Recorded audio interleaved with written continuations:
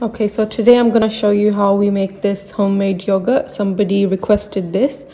You need to have already homemade yogurt to start new yogurt, or if you don't already have homemade yogurt, you need to buy yogurt which has in the ingredients live active cultures.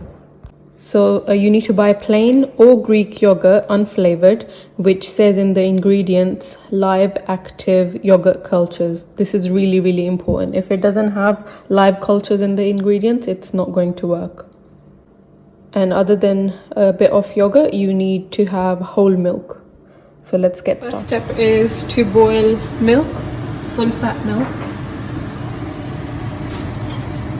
The milk has boiled and now we've turned the gas off, and we're just gonna wait for it to cool down a bit.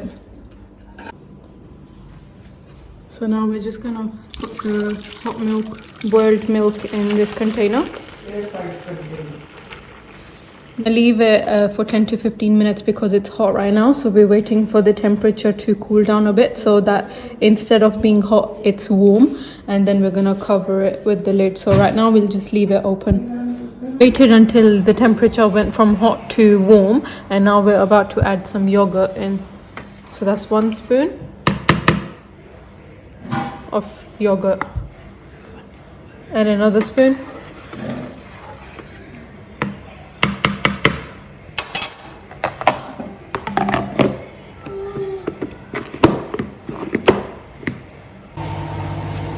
So we're just gonna leave it like this overnight, and in the morning we'll have a look at how it looks, and it should be ready by the morning.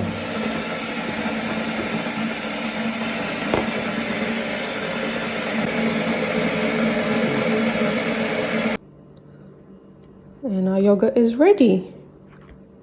Look how beautiful that looks. And we're gonna put it in the fridge for an hour, and then it'll be ready to eat.